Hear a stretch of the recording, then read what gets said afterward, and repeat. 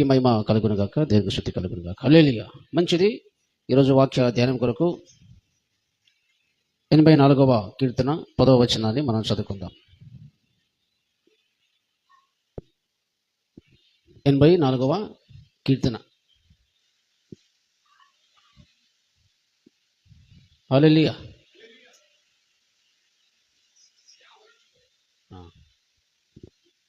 నీ ఆవరణములో ఒక్క దినము గడుపుట 1000 దినముల కంటే శ్రేష్టము. భక్తిహీనుల గుడారములలో నివసించుట కంటే నా దేవుని మందిర ద్వారమునంద ఉండుట నాకు ఇష్టము. ప్రార్థన. స్తోత్రం దేవా, పరిశుద్ధుడా, మహోన్నతుడా, సర్వశక్తిగల దేవా, ఆశ్చర్యకరుడా, ఈ చదువుకున్న లేఖన భాగాన్ని మీరు విరిచి పంచిపెట్టమని, నాతో మందరితో మాట్లాడమని యేసు నామములో స్తుతించి ప్రార్థించి విడికొనిచున్నాము తండ్రి.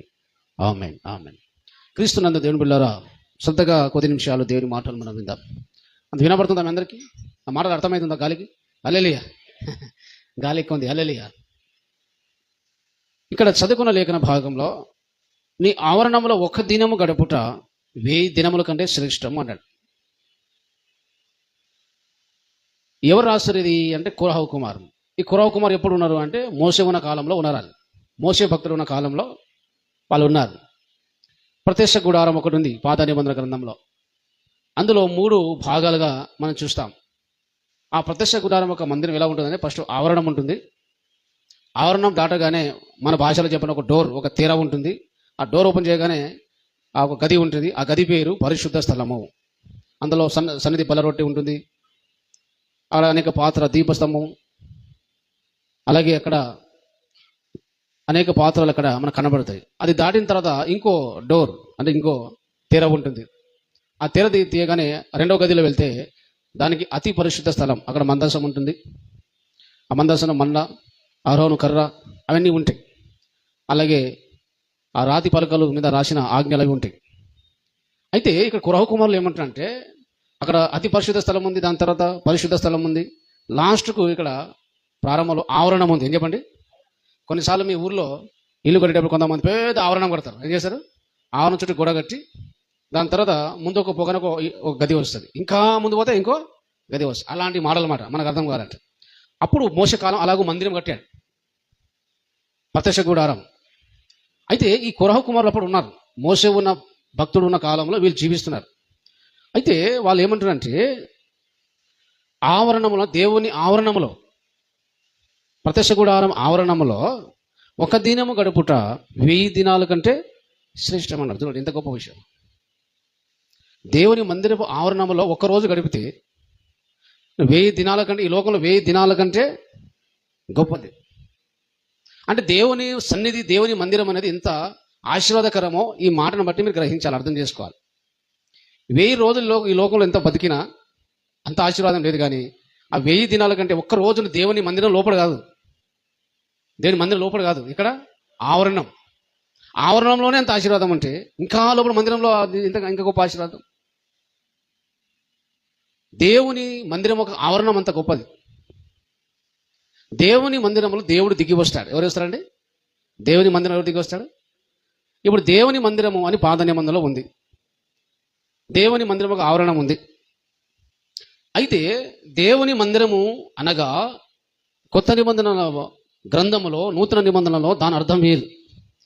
దేవుని మందిరం అంటే ఈ భౌతికమైన రాళ్లతో కట్టిన వాటిని పాత నిబంధన ప్రకారం మందిరం అంటారు. దేవాలయం అంటారు, ఆలయం అంటాం, మందిరం అంటాం. అది పాత నిబంధన గ్రంథం. కానీ కొత్త నిబంధనలో ఉన్న దేవుని మందిరం అంటే అర్థం వేరు, నిర్వచనం వేరు. దేవుని మందిరం అంటే ఏంటిది? తిమోతికి రాసిన పత్రికలో 3వ అధ్యాయం 15వ వచనం చూడండి. తిమోతికి రాసిన పత్రిక, మొదటి పత్రిక 3వ అధ్యాయము 15వ వచనం. ఆయనను ఆలస్యము చేసిన ఎడల దేవుని మందిరములో అనగా, అంత వినాలమ్మా, నేను మబ్బులాగా ఉండదు, నాకు చూడాలి, నేను చెప్పింది చెప్పాలి. హల్లెలూయా. దేవుని మందిరము అనగా అన్నాడు. ఏమన్నాడు? ఈ ఫ్యాన్ బంద్ ఊకే సౌండ్ డిస్టర్బ్ చేస్తుంది, పర్లేదు, దోమలు వేసిన పర్లేదు, కానీ ఈ సౌండ్ భరించలేకపోతున్నాం. హల్లెలూయా, హల్లెలూయా. దేవుని మందిరము అంటే పాత నిబంధన ప్రకారం ఏమో రాళ్లతో, భౌతిక వస్తువులతో కట్టేదానికి దేవుని మందిరం అంటారు. కానీ కొత్త నిబంధన ఎలా ఉంది? కొత్త నిబంధన ఏంటి? మందిరం అంటే దేవుని మందిరం అనగా జీవం గల దేవుని సంఘము, దేవునికి మహిమ కలుగును. అర్థమైంది ఇప్పుడు మీకు? దేవుని మందిరం అంటే ఏంటిది? దేవుని సంఘం. అది చెట్టు కింద ఉండొచ్చు దేవుని సంఘం, అదే మందిరం.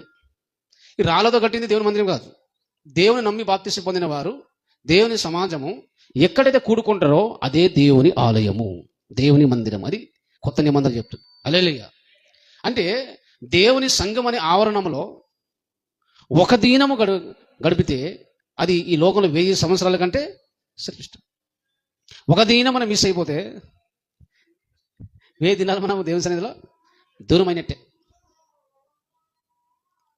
ఒకరోజు మనం ఆదివారం డుమ్మ కొడుతున్నాం దేవుని సంఘంలో అంటే ఈ లోకంలో 1000 దినాల కంటే ఎక్కువగాను అలాగే డుమ్మ కొట్టినట్టు. హల్లెలూయా. కాబట్టి ఇది ఎప్పుడు మర్చిపోవద్దు. దేవుని సంఘములు అనగా దేవుని మందిరం అనేది చాలా గొప్ప ఆశీర్వాదం. ఈ లోకంలో 1000 సంవత్సరాలు బతికినా వేస్టే, కానీ ఒక్క దినము దేవుని సంఘం అనే ఆవరణంలో గడిపితే అది చాలా గొప్పది. అంత గొప్ప ఆశీర్వాదం ఉంటుంది. అలాగే అక్కడ మన మూలవాక్యంలో ఇంకో మాట చెప్తున్నాడు.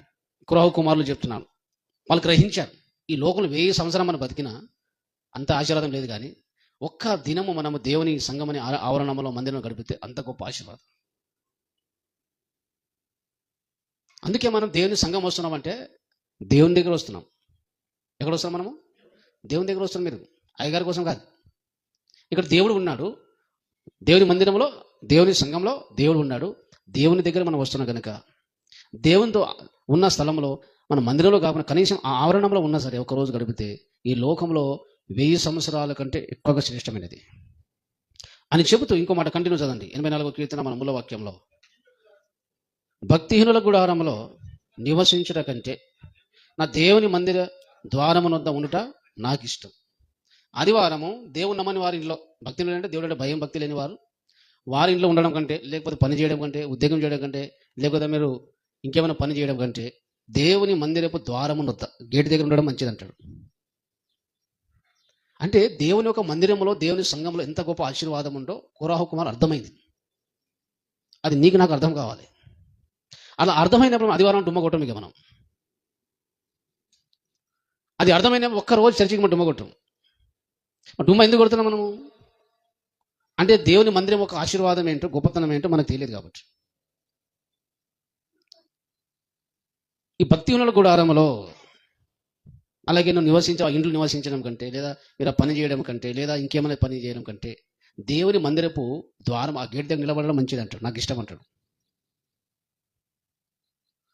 అంటే దేవుని మందిరము దేవుని సంఘంలో ఎంత గొప్ప ఆశీర్వాదం ఉన్నదో ఈ మాటలను బట్టి మనం గ్రహించాలి. దేవుని మందిరంలో ఎన్నో ఎన్నో ఎన్నో ఆశీర్వాదాలు ఉన్నాయి. ఒకసారి మీరు జ్ఞాపకం చేసుకోండి. దేవుని మందిరంలో అనగా ఏం చెప్పండి? జీవం గల దేవుని సంఘం చెప్పండి.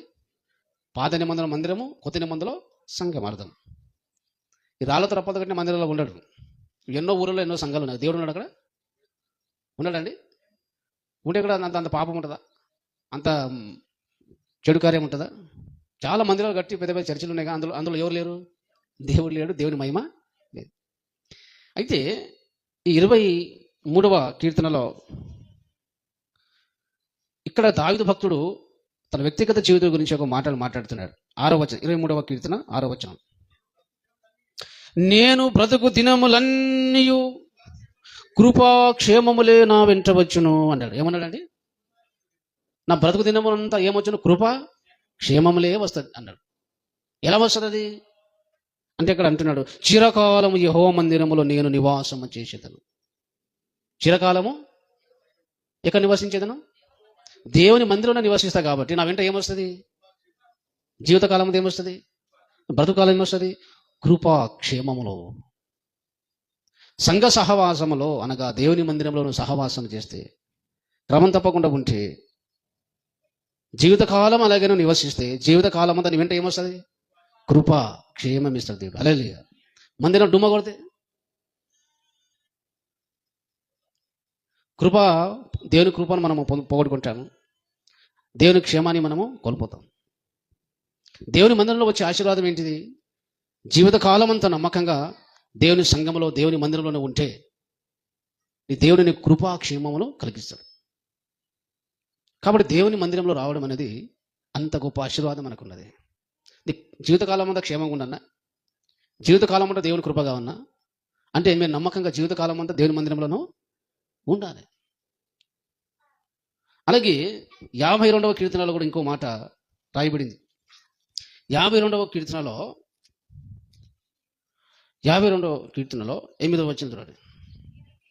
నేనైతే దేవుని మందిరములో పచ్చని ఒలివ చెట్టు వలె ఉన్నాను అన్నాడు. ఏమన్నాడు? పచ్చని ఒలివ చెట్టు వలె ఉన్నారు. పెద్ద మనుషులు అయ్యా బేట నువ్వు చల్లగుండు అంటారు. ఏమంటారండి? చల్లగుండు అంటే మరి చల్లగా ఉంటామా?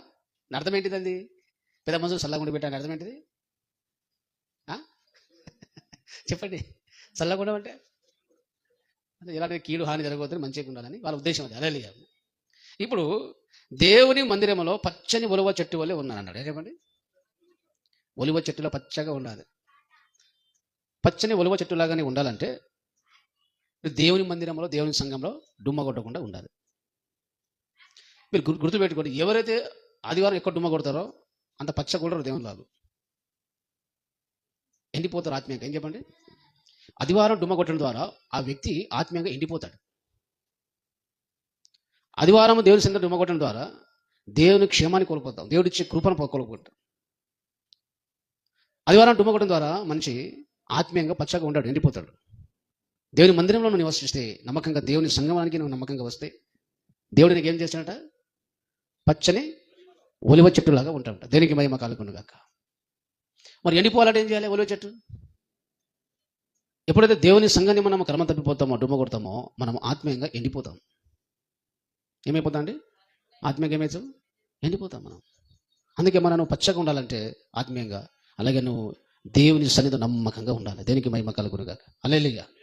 ఇంకో మాట, చాలా విషయాలు అలాగే రాయబడి ఇంకో మాట 65వ కీర్తనలో ఒక మాట ఉంటుంది. 65వ కీర్తన 4వ వచనాన్ని మనం చూద్దాం. నీ ఆవరణములలో నివసించినట్లు నీవు ఏర్పరచుకొని చేర్చుకొని వాడు ధన్యుడు. నీ పరిశుద్ధ ఆలయము చేత, నీ మందిరములోని మేలు చేత మేము తృప్తి పొందేదము అన్నాడు. ఏమన్నాడు? దేవుని మందిరంలో దేవుడు ఏం చేస్తాడు? మేలు చేత దేవుడు తృప్తిపరుస్తాడు. ఏం చేస్తాడు? నువ్వు డుమ్మ కొట్టకుండా మందిరంకి వస్తే మేలు చేత దేవుడు ఏం చేస్తాడు? తృప్తిపరుస్తాడు. దేవుని మందిరానికి, దేవుని సంఘానికి నమ్మకంగా వస్తే పచ్చని ఒలివ చెట్టులాగా ఉంటాడు. అలాగే దేవుని మందిరంలో అలాగే ఎంత నివాసం చేస్తావో అంత క్షేమం, కృప, క్షేమం ఉంటుంది. దేవునికి స్తోత్రం కలుగునుగా. హల్లెలూయా. కాబట్టి దేవుని మందిరంలో గుర్తుపెట్టుకోండి, ఒక్క ఆదివారం రావడమే కాదు, ఎప్పుడు మనకు కూడిక ఉంటుందో ప్రతి కూడికల్లో దేవుని సమాజంలో, సంఘంలో ఎంతను గడిపితే అంత పచ్చగా, అంత కృపక్షేమం, అన్ని మేలులతో దేవుడు నీకు నింపుతాడు. దేవుని మందిరంలో ఏదైనా పని చేయడానికి అవకాశం వస్తే దాన్ని వదులుకోవద్దు. దేవుని మందిరంలో, దేవుని సంఘంలో ఏదైనా పని దొరికింది, మనకు ఏం దొరికింది? ఆ పని చేస్తే దాని గొప్పగా దేవుడు దీవిస్తాడు. తన మందిరంలో సేవ చేసేవారు దేవుడు ఎప్పుడు కూడా మర్చిపోడు. గుర్తుపెట్టుకుంటాడు. దేవుని కోసం ఏది చేసినా, దేవుని మందిరంలో ఏది చేసినా దేవుడు అస్సలు మర్చిపోడు. దాన్ని గుర్తుపెట్టుకొని మళ్ళీ నీకు ఆశీర్వదిస్తాడు. నాకు గుర్తుపెట్టుకొని ఆశీర్వదిస్తాడు. ఒక మాట మీకు నేను జ్ఞాపకం చేస్తాను. హెబ్రీయులకు రాసిన పత్రికలో అనుకుంటే ఒక మాట ఉంటుంది. ఒకసారి చూడండి. దేవుని మందిరంలో, దేవుని సంఘంలో నువ్వు ఏది చేసినా, లేదా దేవుని కోసం నువ్వు ఏది చేసినా, లేదా యేసయ్య నామములో ఏది చేసినా మర్చిపోవడానికి దేవుడు అన్యాయస్తుడు కానే కాదు. గుర్తుపెట్టుకొని ఆశీర్వదిస్తాడు. దేవుని మందిరంలో పనిచేసినా, దేవుని సంఘంలో పనిచేసినా, దేవుని కొరకు ఏదైనా చేసినా, ఏది సమర్పించినా నీ దేవుడు మర్చిపోవడానికి అన్యాయస్తుడుగా, దానికి తగిన కాలంలో దేవుడు తప్పకుండా దాన్ని ఆశీర్వాదం ఇస్తాడు. దేనికి మహిమ కలుగునుగా. హల్లెలూయా. ఎందుకంటే హెబ్రీయులకు రాసిన పత్రికలో 6వ అధ్యాయంలో 10వ వచనం చూడండి. ఇక్కడ ఒక పౌలు భక్తుడు ఒక హెబ్రీయులకు రాసిన ఈ యొక్క పత్రికలో ఒక మాట చెప్తున్నాడు. 6వ అధ్యాయము 10వ వచనం. మీరు చేసిన కార్యమును, ఏం చెప్పండి? ఈ హెబ్రీల విశ్వాస సంఘానికి రాస్తున్నారు. ఓ హెబ్రీ విశ్వాసులారా, మీరు చేసిన కార్యము అంటే యేసుప్రభు కొరకు మీరు చేసిన కార్యం, మీరు పరిశుద్ధులు కనుక దైవ సేవకులకు ఉపచారము చేసి ఇంకాను ఉపచారం చేయుచునుట చేత తన నామమును బట్టి. చూశారు? ఏం చెప్పండి? అంటే మీరు చేసిన కార్యం, దేవుని కొరకు మీరు ఏదైనా కార్యం చేస్తే, దానిని రెండోదిగా పరిశుద్ధులు కానీ దేవుని సేవ పరిచయం చేసే వరకు మీరు ఉపచారం వాళ్ళు సహకరించడం కానీ, భోజనం పెట్టడం కానీ, కానుకలు ఇవ్వడం కానీ, వస్తువులు ఇవ్వడం కానీ, అలాంటి ఉపచారం మీరు చేసిన. మూడవదిగా తన నామం అంటే యేసు నామమును బట్టి చూపిన ప్రేమను, యేసు ప్రభు నామమును బట్టి మీరు చూపే ప్రేమను మరుచుటకు దేవుడు అన్యాయస్తుడు కాడు. ఎంత గొప్ప మాట అది. హల్లెలూయా. దేవుడు కొరకు ఏ కార్యం చేసినా, పరిశుద్ధులు కనుక దైవ సేవకులు చేసే సేవలో పరిచర్యలో ఈ వస్తువు ఇచ్చినా, భోజనం పెట్టినా, వాళ్ళు సహకరించిన, పని చేసిన దానిని కానీ, మూడోదిగా దేవుని నామం బట్టి ఎవరైనా చూపిన ప్రేమ, యేసుప్రభుని బట్టి ఎవరి మీద ప్రేమ చూపినా ఆ ప్రేమను, అలాగే మీరు చేసిన కార్యం బట్టి, ఉపచారం బట్టి దేవుడు మర్చిపోవడానికి అన్యాయస్తుడు కాదంటే మర్చిపోడు. దేవునికి మహిమ కలుగునుగాక. హల్లెలూయా. దేవుని సంఘంలో, దేవుని మందిరం ఏ పని చేసినా దానిని దేవుడు గుర్తుపెట్టుకుని ఆశీర్వదిస్తాడు. ఏం చేస్తాడు? ఇప్పుడు సమూయేలు ప్రవక్త దేవుని మందిరంలో సేవ చేశాడు. ఎక్కడ చేశాడు? దేవుని ఆలయంలో చిన్నప్పుడు సేవ చేశాడు. ఆయన చేసిన సేవను బట్టి, ఆయన కృపను బట్టి, దేవుని కృపను బట్టి ఆయన గొప్ప ప్రవక్తగా వాడబడినాడు. ఆయన గొప్పగానే వాడుకున్నాడు. ఎవరైతే దేవుని మందిరంలో, దేవుని సంఘంలో పనిచేస్తారో వాళ్ళకు దేవుని సేవలో వాడుకుంటాడు. ఇది భౌతికమైన పనులు. దేవుని సంఘంలో, దేవుని మందిరం భౌతికమైన పనులు ఏదైతే మనం చేస్తామో దాన్ని బట్టి ఏమర్థమవుతుందంటే దేవుని పని పట్ల, దేవుని సన్నిధి పట్ల మీకు హృదయంలో ఆసక్తి ఉంది అని అర్థం. దానికి హల్లెలూయా. దేవుని మందిరంలో పని చేయడానికి మీరు పారిపోతున్నారంటే నీకేమో ఆసక్తి లేదు. దేవుని పడడానికి ఆసక్తి, దేవుని కార్యం పడడానికి ఆసక్తి, దేవుడు అంటే ప్రేమ. నీ ప్రేమ ఇక్కడ తెలుసు, ఊడిచేటానికి తెలుస్తుంది. ఈ ఊడుచుడు తుడుచుడు ఇక్కడే తెలిసిపోతుంది దేవుడు అంటే నీకు ఎంత ఇష్టమో. దేవుని ప్రేమించిన అనుకో, మన బాత్రూమ్ కడిగినా, ఊడిసినా, పరిచినా మనం సిగ్గుపడం, సంతోషంగా చేస్తాం. మనం ఈ పని నుంచి తప్పించుకుంటున్నామంటే అర్థం ఏంటిది? దేవుని పట్ల ఏం లేదు, దేవుని పట్ల, దేవుని సందర్భం ఏం లేదు, ఆసక్తి, ఇంట్రెస్ట్ ఉంది అనుకో, మీరు సంతోషంగా చేస్తారు. దేనికి మహిమ కలుగును గాక. అందుకే దేవుని పని చేయడానికి మీకు అవకాశం ఇస్తే దానికి ఇంకొక అవకాశం ఇవ్వద్దు. జ్ఞానం కలిగిన వారు ఇయ్యరు. నేను చేస్తాను ఏం చెప్పండి. దేవుని పని, ఒక మీటింగ్ పెట్టినా, సంఘంలో కూడిక ఉన్నా, ఏదైనా ఫస్ట్ ఈ పని చేయడానికి, ఉడవడానికి, పేరు ఇస్తారా ఎత్తడానికి కానీ, వడ్డించడానికి ఫస్ట్ మనము పొనుకోవాలి. ఎందుకంటే దాని ఆశీర్వాదం చాలా గొప్పగా ఉంటుంది. దాని ఆశీర్వాదము ఎవరు చేస్తే వాళ్ళకి ఆశీర్వాదం ఉంటుంది. హల్లెలూయా. ఇంకోటి చేస్తారు నువ్వు ఆశిస్తున్నా అంటే నీకు ఏం లేదు, ఆసక్తి లేదు. కాబట్టి దేవుని సంఘంలో, దేవుని మందిరంలో ఏదైనా మన దేవుడు మనం మీటింగ్ పెడతాం, గుడిగా పెడతాం, అది ఎవరి పని? అది అయ్యగారి పని? ఎవరి పని అది? అందుకే మీటింగ్లో ఏ పని పని అవకాశం ఉంటే ఫస్ట్ మనం చేయడానికి పరిగెత్తాలి. అలాంటి వారినే తన సేవలో వాడుకుంటాడు. అలాంటి వారినే దేవుడు హెచ్చిస్తాడు, ఘనపరుస్తాడు, మేలుతో తృప్తితో నింపుతాడు దేవుడు. దేనికి మహిమ కలుగునుగా. హల్లెలూయా. మీరు దేవుని కొరకు, దేవుని నామం బట్టి చూపిన ప్రేమను కానీ, పరిచర్యలో సేవకులకు సహకరించిన, వస్తువు ఇచ్చినా, ఏది ఇచ్చినా దాన్ని మర్చిపోవడానికి దేవుడు అన్యాయస్తుడు కాదు. అది గుర్తుపెట్టుకుని మరి నీకు దేవుడు ఆశీర్వదిస్తాడు. ఇంకోటి నేను జ్ఞాపకం చేస్తాను, ఈ సందర్భం వచ్చింది కాబట్టి. దేవుని సేవకులు పరిచయం చేసినప్పుడు అందులో మనము సహకరించే వారు దేవుడు ఎప్పుడు కూడా మర్చిపోడు. తప్పకుండా దేవుడు ఒక తగిన సమయంలో ఆశీర్వదిస్తాడు. ఇశ్రాయేలు ప్రజలు ఐగుప్తు నుంచి యాత్ర చేసేటప్పుడు మధ్య ఎరుకో పట్టణం వచ్చింది. ఆ పట్టణంలో, ఆ పట్టణం ఎంత పెద్ద ఉంది, ఏముంది, ఆ పరిస్థితి కనుక్కోమని కొంతమంది ఇశ్రాయేలు ప్రజలు ఉన్న కొంతమంది సైనికులను, అలాగే అక్కడ మోసే అలాగే వెలువని చెప్తాడు. యోషువ వెలు అని, వెళ్ళు మీరు పోయి రండి, పోయి చూడండి అంటాడు. అప్పుడు ఆ వేగులు వారు వెళ్తారు. ఒక ఇంట్లో వేశ్య అనే రహాబు దగ్గర వెళ్తారు. ఎక్కడ వెళ్తారు వాళ్ళు? రహాబు అనే వేశ్య, ఆమె ఇంటికి వెళ్తారు. ఆమెకి ఇంటికి వెళ్ళినప్పుడు ఆమె ఏం చేస్తారు తెలుసా? వీళ్ళు జీవం గల దేవుని పిల్లలు, జీవం గల దేవుని సైనికులు అని, మీరు నమ్మిన దేవుడు వేరు, కానీ వీళ్ళు నమ్ముతున్న దేవుడు వేరు కనుక వాళ్ళని, అలాగే ఒకవేళ నా దేవుడు జీవం గల దేవుని ప్రజలకు నేను ఏమైనా సహాయం చేసే వాళ్ళు కాపాడితే నాకు కూడా ఆయన కాపాడుతాన్ని విశ్వాసం ఏం చేసేదంటే, అది సిగరెట్కి వస్తారు ఆ దేశంలో, పట్టణంలో. వచ్చిన తర్వాత ఎవరో మీ ఇంట్లో, ఈ పట్టణంలో ఎవరో వచ్చారు, కొత్తలో ఎవరో వచ్చారంట, ఎవరు వచ్చారో వెతికి సంపదమని వెతికితే ఈమె తన ఇంట్లో దాచేస్తుంది.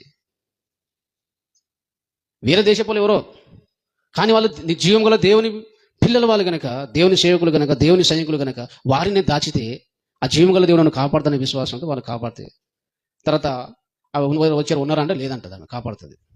తర్వాత వెళ్ళిపోయిన తర్వాత అప్పుడు అంటాడు మోసే, ఇగో మీకు ఎవరైతే మిమ్మల్ని ఇంట్లో ఆశ్రయించి కాపాడిందో దేవుని నామం బట్టి ఆమెకు మాత్రం చంపొద్దు, అందరూ మీ దేశం అంతా చంపాలి, ఒక్క ఫ్యామిలీ మాత్రం కుటుంబాన్ని చంపొద్దని ఎరుకో పడిన అందరికీ చంపేస్తారు. ఆ ఒక్క రాహబు అనే స్త్రీ తన కుటుంబాన్ని చంపకుండా కాపాడతాడు. దానికి స్తోత్రం కలుగును గాక. అంటే ఆమె దేవుని పేరట యెహోవా నామమున చేసిన ఉపకారమును బట్టి దేవుడు గుర్తు పెట్టుకొని ఆమె చంపొద్దంటాడు దేవుడు. ఆమె ఒక వేశ్య. ఎవరామె? వ్యభిచారం చేసే స్త్రీ ఆమె. కానీ దేని మీద విశ్వాసం బట్టి, దేవుని నామం బట్టి చేసిన మేలును బట్టి దేవుడు మర్చిపోలేదు. దేవునికి స్తోత్రం కలుగును గాక. ఒక వేశ్యనే దేవుని నామం బట్టి ఒక మంచి పని చేస్తే, తన పిల్లలను బట్టి సహకరిస్తే ఆమెను మర్చిపోలేడే. మరి దేవుని నమ్ముకున్న మనము, నీతిగా ఉన్న మనము, దేవుని నామ కొరకు ఏదైనా చేస్తే దేవుడు మర్చిపోతాడా? కాబట్టి మనం ఏం చేయాలి? ఏం చేయాలి చెప్పండి? దేవుని కొరకు ఏ పని చేయడానికైనా, ఎంతది పని చేయడానికైనా సంతోషంగా, హ్యాపీగా, ఆసక్తితో చేయాలి. అందులో గొప్ప ఆశీర్వాదం ఉంది. హల్లెలూయా. మనం అందరం బట్టలు వేసుకొని, తెల్ల బట్టలు వేసుకొని షోకులో కూర్చోవడం, షోకులో రావడం అందరూ చేస్తారు. అది ఈ షోకుల కొరకు కూర్చోడం, కానీ ఎవరికి ఆశీర్వాదం లేదు. అది హల్లెలూయా. ఈ షోకులు ఎక్కడ చేయాలి? ఇంటి లోపలి షోకులు. దేనికి స్తోత్రం. బైబిల్ ఏం చెప్తుంది? బయటికి షోకులు చేయొద్దు, మందిరం దేవుని పనిలో.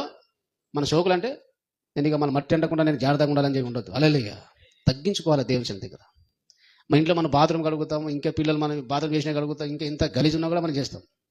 ఇంట్లో చేసినప్పుడు మన మందిరంలో ఎందుకు చేయొద్దు చెప్పండి? మందిరంలో పని చేయని చెప్పే అవకాశం లేదు. దేవుని సంఘంలో ఏ పని ఉన్నా టకటక చేయాలి. నేను చేస్తాను చెప్పాలి. హల్లెలూయా. నాకు చెప్పలేరు కాబట్టి నేను చేయలే అంటే నేను అర్థం ఏంటి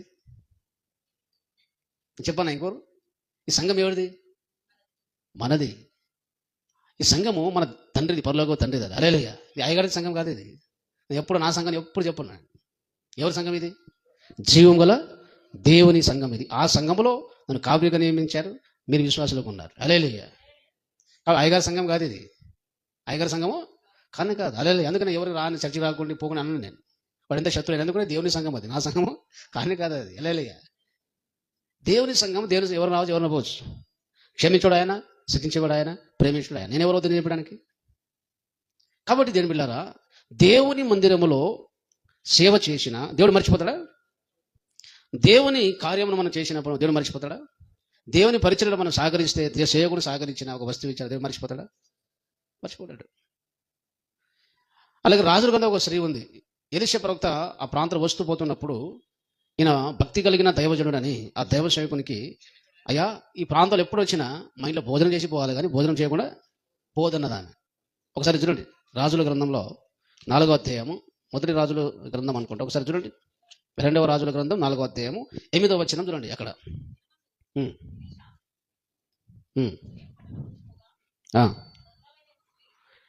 ఒక దినముందు ఎలీషా సునేము పట్టణమునకు పోగా, అచ్చట గనురాలైన ఒక స్త్రీ. ఏం చెప్పండి? ఆ స్త్రీకి దేవుడు బైబిల్ ఏం రాయించాడు? గనురాలైన అంటే దేవుని సేవ పట్ల, పరిచయ పట్ల ఆసక్తి కలిగిన వారికి గనురాలైన స్త్రీ అంటారు. దేవుని దృష్టిలో గనులు గొప్పవాళ్ళు. ఎందుకు గనురాలైన చూడండి, ఏం చేసిందా గొప్ప కార్యము? ఒక స్త్రీ భోజనకు రమ్మని అతని బలవంతం చేసింది. ఎవరు బలవంతం చేసింది? ఆమె. ఇప్పుడు ఎంతమంది ఉండట్లే? అయ్యగారు మా ఇంటికి వచ్చి భోజనం చేయాలి. అయ్యగారు వచ్చి మా ఇంటి భోజనం చేస్తే సంతోషించే వాళ్ళు ఎంతమంది? ఆమె బలవంతం చేసినట్టు. ఎందుకు బలవంతం చేయాలి? ఆయన తింటే ఏంటి, తినకపోతే ఏంటిది అంటే, దైవ సేవకుడు నా ఇంట్లో భోజనం చేస్తే అది చాలా గొప్ప ఆశీర్వాదము, చాలా గొప్ప. దేవుని సేవకుడు, సర్వశక్తి గల దేవుని దైవ సేవకుడు వస్తే నాకెంతో ఆశీర్వాదం నాకు తెలుసు. కాబట్టి అది బైబిల్ రాయించాడు దేవుడు. ఎక్కడ రాయించాడు? బైబిల్ రాయించాడు. ఎందుకంటే యేసుప్రభు అన్నాడు తన సేవకు శిష్యులను పంపినప్పుడు, మిమ్మును ఎవరు చేర్చుకుంటే నన్ను చేర్చుకున్నట్టు. అంటే దైవ సేవకు ఇంట్లో పిలిపించుకుంటే ఎవరు పిలిపించుకున్నట్టు? యేసుప్రభును. మీ ఇంటికి దైవ సేవకుడు వచ్చినాడు, ఎవరు వచ్చినట్టు? ఆ విశ్వాసం ఉన్నది కాబట్టి, అయ్యా మీ ఇంట్లో భోజనం చేయాలని ఏం చేసినట్టు? ఆమె బలవంతం చేసినట్టు. హల్లెలూయా. ఇప్పుడు చాలా మంది క్రైస్తవ సమయం ఎలా ఉందంటే, అయ్యగారు వస్తానంటే, అయ్యా నేను ఇంటికి రాగలను, ఆయన భోజనం పెడితే ఉపరిశాను. హల్లెలూయా. అందరు కాదు, కొందరు ఉన్నారు. అంటే క్రైస్తవ సమాజం ఎక్కువ మంది అలాంటి ఉన్నారు అనుకుంటుంది. చాలా ఊర్లో, గ్రామంలో, అక్కడక్కడ అన్ని ప్రాంతంలో, అన్ని సంఘాలలో ఎక్కువ మంది ఎవరు ఉంటారు అంటే, అయ్యగారు ఇంటికి వస్తే భోజనం పెట్టడానికి బాధపడేటప్పుడు చాలా మంది ఎక్కువ మంది ఉన్నారు. హల్లెలూయా. వస్తే మరి ఖాళీ గుట్టి చేతులతో పంపదు, అదొక నెత్తికి రాదు. హల్లెలూయా. దైవశైలి వస్తే ఇంటి వట్టి చేతులతో ఎంతో కొంత కలిగిన దాంట్లో రూపాయి, 10 రూపాయలు, 100 ఎంతో దేవుడు ఇచ్చిన దాన్ని బట్టి ఖాళీగా పంపొచ్చు. అది సేవకులు ఖాళీగా పంపదు, ఆశీర్వాదం ఒకటి. మన కనుగలియాలి, మన భోజనం పెట్టాలి. ఎందుకు అనవసరంగా? కానీ మనం తప్పించుకుని పోతే, ఏదో ఒకటి చెప్పి తప్పించుకుని పోతే అయిపోయాయి. హల్లెలూయా. అలాంటి వాళ్ళు చాలా. కానీ దేవుని భయం కలిగిన వారు, దేవుని భక్తి కలిగిన వారు, దేవుని కార్యంలో ఆసక్తి కలిగిన వారు, వాళ్ళు కష్టమైన నష్టమైన అలాగే భోజనం పెట్టడానికి, తన కానుకలు సమర్పించడానికి సిద్ధంగా ఉంటారు. దేవుని పట్ల ప్రేమ ఉన్న వాళ్ళకి అది సాధ్యం కాదు. కానీ ఇక్కడ ఆ స్త్రీ ఏం చేసినట్టు ఆమె దైవ సేవకునికి బలవంతం చేసిందట. అంత బలవంతం ఎందుకు చేయాలి? ఆమెకేం అవసరం? తింటే ఏంటి, తినకపోతే ఏంటి, నాకెందుకు? ఒకసారి చెప్పినా పోతే పోనని అనాలి. హల్లెలూయా. ఎందుకంటే దైవ సేవకులు ఉపవాసం ఉండి సేవ చేస్తే బాగుండదు. దైవ సేవకులు పరిచయం కొంత భోజనం పెడితే తృప్తిగా సేవ చేస్తారని దేవుని ప్రేమను బట్టి, దేవుని నామమును బట్టి ఆ దైవ సేవకుని ఆమె భోజనం చేయమని బలవంతం చేసినట్ట. ఇంకేం చేసినట్ట? కనుక అతడు ఆ మార్గమును వచ్చినప్పుడల్లా ఆమె ఇంట భోజనం చేయొచ్చు వచ్చాను. హల్లెలూయా. ఏలియా పాపం దైవ సేవకులు కొంచెం జ్ఞానవంతుడే. ఎందుకంటే ఒకసారి పిల్లగానే పోలేడు. ఎందుకంటే ఉత్తుతో పిలుస్తారు. అయ్యగారు ఏమని కూడా మాట వరుసగా ఏం చేయాలి? లోపడేమో బోధ పెట్టాలని ఉండదు. కానీ కొంతమంది ఏం చేస్తారు? సేవకులని తెలిసిపోతుంది. హల్లెలూయా. కొంతమంది పిలుస్తారు, రమ్మని చెప్తారు, రన్నీ అంటారు, భోజనం చేయమంటారు. ఉత్తగంటున్నా ఏమంటున్నా మాకు అప్పుడే తెలిసిపోతుంది. కానీ మేము చెప్పము, అవమానపడచ్చు అంతే. బలవంతం చేసినప్పుడు ఆయన నమ్మిడు. ఎందుకంటే ఆయన సేవలో ఆయన అనుభవం ఉంటుంది. మనం ఉట్ట మాట వరుస అంటారు కాబట్టి పిల్లగానే మనం పోవద్దులే మనం అంతే అనుకున్నాడు. మళ్ళీ పిలిస్తే కరెక్ట్ నిజంగానే హృదయపూర్వకంగానే భోజనం పెట్టడం ఉన్నది కాబట్టి అప్పుడు అది అర్థం చేసుకొని ఆ విశ్వాసం నిజంగానే నమ్మి వచ్చుటూ పోవచ్చున్నప్పుడు మార్గమున ఆ ఇంట భోజనం చేసి వెళ్ళారు. హల్లెలూయా. అట్లా చాలామంది కొంతమంది పరిచయాల్లో నా సేవలో చూసిన కొంత అయ్యా ఈ ప్రాంతంలో వచ్చినప్పుడు మా ఇంటికి వచ్చి భోజనం చేసిపోయి అంటాడు. ఆ చెప్పిన వాళ్ళు ఒక 5-6 మంది చూసిన అంతే. నేను ఈ 13 సంవత్సరాల సేవలో ఎంతమంది చూశాను? అయ్యా ఏరియాకి వచ్చినప్పుడు తప్పకుండా ఏం చేయాలి? భోజనం చేసి. జైరాబాద్ ఒక సిస్టర్ గారు ఉన్నారు, నర్స్, ఆయన పేరు విజయ సిస్టర్ అనుకుంటారు. జైరాబాద్లో వాళ్ళు ఇల్లు కట్టుకున్నారు. నాకు జస్ట్ పరిచయం లేదు. ఒకసారి వాక్యం విన్నారు. వాళ్ళు చెప్పిన ఆ మాట నేను చాలా ఆశ్చర్యపోయాను. మీరు ఈ ప్రాంతాలు ఎప్పుడు వచ్చినా ఈ రూమ్ ఉంటుంది మీకు విశ్రాంతి కొరకు. సేవకులు కూడా కట్టాం మా ఇంట్లో. ఎప్పుడు వచ్చినా మీరు ఎప్పుడైనా వచ్చినా ఎప్పుడు రెస్ట్ తీసుకోండి, ప్రెషర్ కానీ ఏమైనా కానీ రూమ్ మీకు ఎప్పుడు ఉంటుంది సార్. ఎప్పుడు వచ్చినా రాత్రి వచ్చినా ఎప్పుడు వచ్చినా చిన్న వచ్చినా రెస్ట్ తీసుకొని ఈ గదిలో విశ్రాంతి తీసుకోండి, భోజనం చేసిపోండి అన్నారు. వాళ్ళు మన సంఘస్థులు కాదు, మన చర్చకు వచ్చేవాళ్ళు కానీ కాదు. వాళ్ళని చూసిన ఆశ్చర్యం. వాళ్ళ విశ్వాసం ఒక గది కట్టిన పాస్టర్లకు, సేవకులకు. ఎవరైనా దైవసేవకులు వస్తే ఎక్కడి నుంచి వచ్చినా ఏ సంఘమని ఏదైనా వస్తే వాళ్ళ ఇంటి విశ్రాంతి తీసుకోవాలి. ఎంత పెద్ద పెద్ద ఇల్లు కడుతున్నారు కానీ అంత ప్రార్థన గది ఉండదు, దైవ సేవకులు విశ్రాంతి సెలవు ఉండదు. వాళ్ళ విశ్వాసం చాలా గొప్పది. చాలాసార్లు రమ్మని చెప్పారు కానీ నేను వీళ్ళని బట్టి పోలేదు కానీ వాళ్ళు హైదరాబాద్ వెళ్ళిపోయారు, లేరు ఇప్పుడు. అంటే వాళ్ళకు ఆ దేవుని పట్ల ఎంత ఆసక్తి ఉందో, దేవుని సేవ పట్ల ఎంత ఆసక్తి ఉందో దాన్ని బట్టి అర్థమవుతుంది. హల్లెలూయా. కాబట్టి ఇక్కడ ఈ స్త్రీ కూడా అలాగే ఆ దైవ సేవకునికి అలాగే ఆ ప్రాంతం వచ్చిన భోజనం పెడుతూ ఒక ఆలోచన చేసినట్ట. 10వ వచనం చూడండి. మన వద్దకు 19వ వచనం, మన వద్దకు వచ్చి పోవచ్చున్న వాడు భక్తిగల దైవజనుడని ఎరుగుదును. ఆమె గుర్తుపట్టింది, ఈయన నిజంగానే భక్తి కలిగిన దైవ సేవకుడు, డూప్లికేట్ సేవకుడే కాదు కాబట్టి నిజంగా భక్తి కలిగిన సేవకుడు కనుక ఈయనకు మనం ఏం చేయాలంటే మనం వస్తున్నాడు పోతున్నాడు తప్ప యాడ రెస్ట్ తీసుకోవడానికి కానీ అలసట తీసుకోవడానికి ఒక రూమ్ లేదు కనుక ఆమె ఏం చేసినట్టు కావున మనం అతనికి ఒక గోడ మీద ఒక చిన్న గది కట్టించి అందులో అతని కొరకు మంచము, బల్ల, పీట, దీపస్తంభం ఉంచుదాము. అతడు మన వద్దకు వచ్చినప్పుడల్లా అందులో బస చేయొచ్చు వచ్చును. ఆ దైవసం ఏం కొట్టాలి? ఈ ప్రాంతం వచ్చినా మంచి రెస్ట్ తీసుకోవాలి, విశ్రాంతి తీసుకోవాలి, తినాలి, మంచం గించంతా. అంటే దైవ సేవకులు ప్రయాసం చేసినప్పుడు అలసిపోతారు. అలా ఆమెకు గ్రహించిందాన్ని. సేవకుడు అనేక ప్రాంతం తిరుగుతారు కొంచెం గంట సేపు ఒరుగుదామంటే ఉండదు.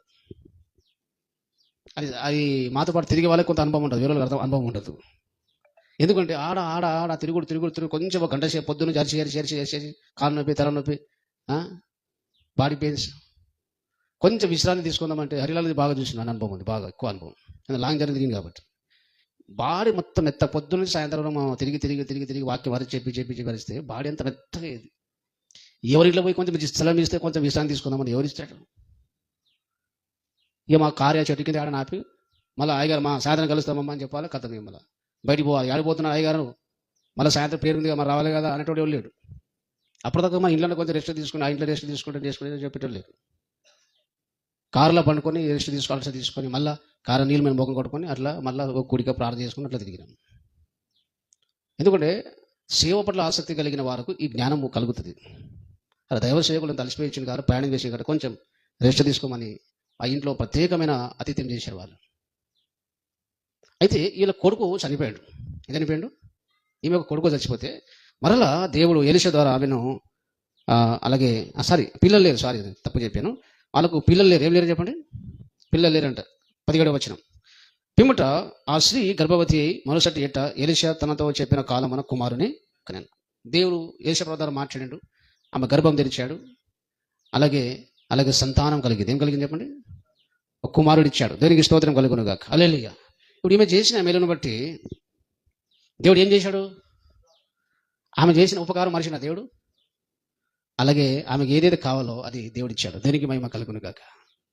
దేవుని కొరకు మనం ముందే ఇచ్చినప్పుడు, దేవుని కొరకు ప్రయాసపడినప్పుడు మనం ఉపకారం ఆయన చేసిన కార్యం మర్చిపోడు. తిరిగి ఆయన ఏం చేశాడు? జ్ఞాపకం చేసుకొని ఈమె చేసిన సేవం బట్టి గర్భఫలము, అలాగే పిల్లలు లేకపోతే ఎలీషా మాట చెప్తే తర్వాత గర్భఫలం ఇచ్చాడు. దేనికి స్తోత్రం కలుగును గాక. హల్లెలూయా. దాని తర్వాత ఇక చాలా విషయాలు అక్కడ జరిగిన తర్వాత మీరు చదువుకోండి. జస్ట్ మీకు ఉదాహరణకు నేను జ్ఞాపకం చేయాలి. ఇప్పుడు ఈ స్త్రీ చేసిన మేలును దేవుడు మర్చిపోయాడా? చెప్పండి. చెప్పండి. మర్చిపోలే. అయితే ఈ పుట్టిన కొడుకు మళ్ళా అనారోగ్యంతో చచ్చిపోతాడు. 20 వచనం చూడండి. వాడు ఆ బాలుని ఎత్తుకొని వాని తల్లి వద్దకు తీసుకొని పోయిన పిల్లవాడు మధ్యాహ్నం వరకు తల్లి తోడ మీద పండుకొని ఉండి చనిపోయాడు. ఏం చేసినట్ట? చనిపోయాడు. చనిపోతే మళ్ళీ ఎలీషా ప్రార్థిస్తే మళ్ళా బతికిండు. దేనికి మహిమ కలుగా. మళ్ళీ మర్చిపోయాడు దేవుడు. కొడుకుని ఇచ్చాడు, కొడుకు చచ్చిపోయాడు. మళ్ళీ ఎలీషా ప్రార్థిస్తే మళ్ళా ఉండాలి. దేవుని సేవకుడు మీరు ఏది చేసినా, నీళ్ళు ఇచ్చినా, ఏది భోజనం పెట్టినా, పరిచయం సాగరించినా, ఏది చేసినా దానికి మర్చిపోవడానికి దేవుడు అన్యాయస్తుడు కాదు. గుర్తుపెట్టుకోండి. ఎప్పుడు జీవితకాలం మర్చిపోదు. మరలా చెప్తున్నాను, రిపీట్ చేస్తున్నాను. దేవుని మందిరంలో, దేవుని సంఘములో, దేవుని మీటింగ్లు కానీ, ప్రార్థన కానీ, దేవుని నామమున ఏ కార్యం చేసినా, ఏ పని చేసినా, ఎలాంటి సహకారం అందించినా దేవుడు మర్చిపోయే దేవుడు కాదు. దాన్ని గుర్తుపెట్టుకుని మరలా నీకు మీరు చేశాను. హల్లెలూయా. హల్లెలూయా. దేనికి స్తోత్రం కలుగును గాక. ఇక దేవుని మందిరంలో పని చేయడానికి ఏం చేయాలి? ఆసక్తితో చేయాలి. ఏం చేయాలి? దాని ప్రతిఫలం మనకు గొప్పగా ఉంటుంది. దేనికి మహిమ కలుగును గాక. దేవుని మందిరంలో, దేవుని అలాగే సంఘంలో, అలాగే మనం అందరం కూడా పని చేయడానికి కానీ, పరిచయం సహకరించడానికి కానీ దేవుడు మర్చిపోడు కనుక దానికి మనం ఆసక్తితో, సంతోషంగా, సిగ్గుపడక మనము చేయాలి. దేనికి మహిమ కలుగును గాక. హల్లెలూయా. అలాగే 92వ కీర్తనలో ఒక మాట జ్ఞాపకం చేసుకోండి. 92వ కీర్తన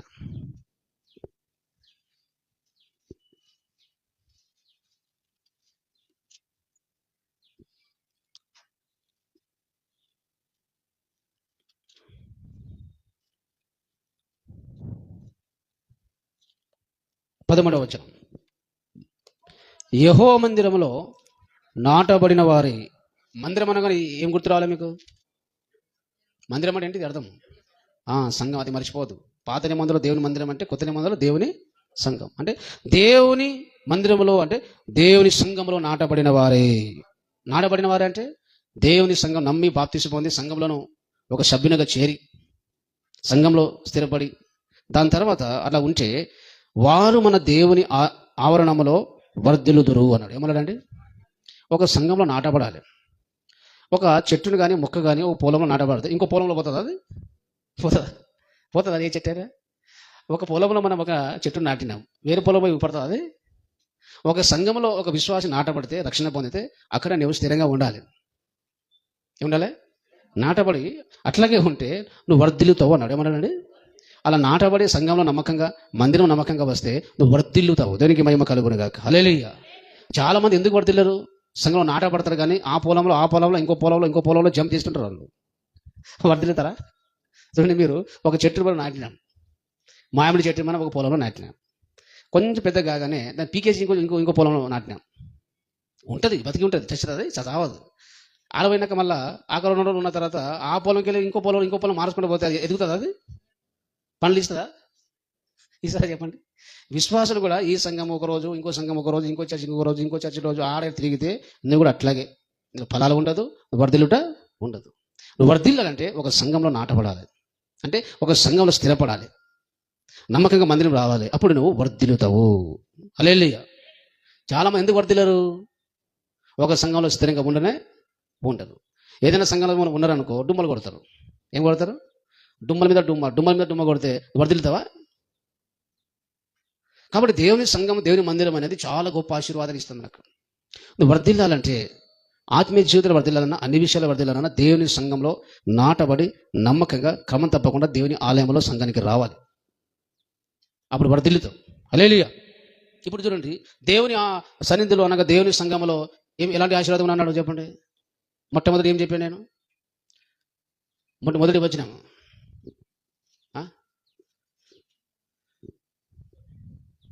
కృప క్షేమములు సేమస్తుంది వెంట నమ్మకంగా డుమ్మ కొట్టకుండా ప్రతి ఆదివారమును దేవుని సంఘానికి వస్తే నీకేమొస్తుంది? కృప క్షేమం. మీరంతా క్షేమంగా ఉన్నారంటే కారణం ఎవరు? దేవుని కృప. ఆ కృప ఎలా దొరికింది? నమ్మకంగా చర్చకు వచ్చే వాళ్ళు క్షేమంగా ఉంటారు. మా డబ్బు లేకపోవచ్చు, ధనం లేకపోవచ్చు, ఐశ్వర్యం లేకపోవచ్చు, మా క్షేమం ఉన్నామంటే దానికి కారణం ఏంటిది?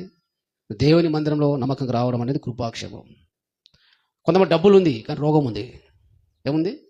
డబ్బు ఉంది కానీ రోగం ఉంది. డబ్బు ఉన్నది కానీ మనశ్శాంతి లేదు. డబ్బు ఉన్నది కానీ కలహాలు. డబ్బు లేదు కానీ రకరకాల సమస్యలతో బాధపడుతున్నారు. కానీ మనలో ఏది మనకు సరిగా లేకపోయినా మనంత ఆరోగ్యంగా క్షేమంగా ఉన్నామంటే మందిరంలో రావడం ద్వారా అంత క్షేమంగా ఉన్నాం, మనం అంత ఆరోగ్యంగా ఉన్నాం. మనం దేవునికి మహిమ కలుగునుగాక. హల్లెలూయా. దేవుని సంఘానికి ప్రతి ఆదివారం డుమ్మ కొట్టకుండా వస్తే నీకేమో కృప క్షేమం. హల్లెలూయా. దేవుని మందిరానికి నమ్మకంగా వస్తే పచ్చని ఒలివ చెట్టు వలె పచ్చగా ఉంటావు. దేనికి మహిమ కలుగునుగాక. అంటే ఆత్మీయంగానే ఎండిపోకుండా ఉంటావు, భక్తిలోనూ ఎండిపోకుండా ఉంటావు. దేనికి మహిమ కలుగునుగాక. మూడోది ఏమన్నాడు? నీకు దేవుని మేలుతో తృప్తిపరుస్తాడు. ఏం చేస్తాడు? చాలా మేలులు చేస్తాడు. ప్రతి ఆదివారం మందిరానికి వస్తే దేవుడు ఎన్నో మేలులు చేస్తాడు. చాలా మేలులు ఉన్నాయి. డుమ్మ కొడితే మనం చాలా మేలులు మనం కోల్పోతున్నాం. చాలా ఆశీర్వాదం కోల్పోతున్నాం మనం, లెక్కలేని ఆశీర్వాదం. అలాగే ఇంకోటి ఏమన్నాడు? దేవుని మందిరంలో మనం నివసిస్తే వర్ధిల్లుతామన్నాడు. ఏమని చెప్పండి? ఏం చేస్తాను చెప్పండి? దేవుని సంఘంలో నమ్మకంగా వస్తే వర్ధిల్లుతాం, ఆత్మీయంగా మనం వర్ధిల్లుతాం, అన్ని విషయాలు వర్ధిల్లుతాం. దేవునికి మహిమ కలుగునుగాక. హల్లెలూయా. అలాగే దేవుని మందిరంలో మనకు ఏం దొరుకుతుంది? ఆహారం దొరుకుతుంది. ఏం చెప్పండి? ఏం దొరుకుతుంది? ఆహారం. హల్లెలూయా. ఆహారం ఏ ఆహారము? వాక్య ఆహారం దొరుకుతుంది. అందరూ మటన్ చికెన్ అందరూ తింటున్నాం. ప్రతి ఆదివారం మనకు ఏదో మటన్ చికెన్ తింటున్నాం. హల్లెలూయా. తినండి, దానికి అభ్యంతరం లేదు. హల్లెలూయా. కానీ ఆత్మకి ఏం పెడతాం? మటన్ పెడతాం. ఆత్మకి ఏం పెడతాం? ఇప్పుడు మనము అన్నం శరీరంలో బతకాలంటే, జీవించాలంటే శరీరానికి ఏం కావాలి? మటన్ చికెన్ పప్పు కారు కూరగాయలు అన్నం కావాలి. ఆత్మ బతకాలంటే ఏం కావాలి? ఆదివారం మనం మిస్ అయిపోతే ఏం మిస్ అయిపోతాము? వాక్యాహారము. నీ ఆత్మ వాక్యాహారం అందకపోతే నీ ఆత్మ బలహీనపడుతుంది. నమ్మకంగా మందిరానికి వస్తే, నమ్మకంగా ప్రతి ప్రార్థన కూడిగా మనం వచ్చిన ఉపవాస ప్రార్థన అయినా, సంపూర్ణాది ప్రార్థన అయినా, దేవుని సన్నిధిలో దేవుని మందిరంలో దేవుని డుమ్మ కొట్టదు. ఎందుకంటే వాక్యాహారం దొరుకుతుంది. ఆ వాక్యాహారం మన ఆత్మని బలపరుస్తుంది. లేకపోతే ఆత్మీయంగా మనం చచ్చిపోతాం. ఆత్మీయంగా చచ్చిపోతే అనేక చెడుతనం, అనేక పాపాలు చేస్తాం. అనేక పాపాలు చేస్తే దేవుని శిక్షకు గురి అవుతాం. అందుకే దేవుని మందిరంలో అనేక మేలుతో తృప్తిపరుస్తారంటే చాలా ఆశీర్వాదం ఉంటుంది. వాక్యం అనే ఆహారం అనే మనము ఆత్మకు ఆహారం దొరుకుతుంది దేవుని మందిరంలో. అది గొప్ప ఆశీర్వాదం కదా? చెప్పండి. మనం వారం 5 వారం 3 వారం 4 వారాలు డుమ్మ కొట్టామనుకో, ఈ ఆత్మకు ఆహారం ఏది? ఆత్మలో బలంగా ఉంటాం మనం? దేవుని బలం ఉంటామా? చెప్పండి.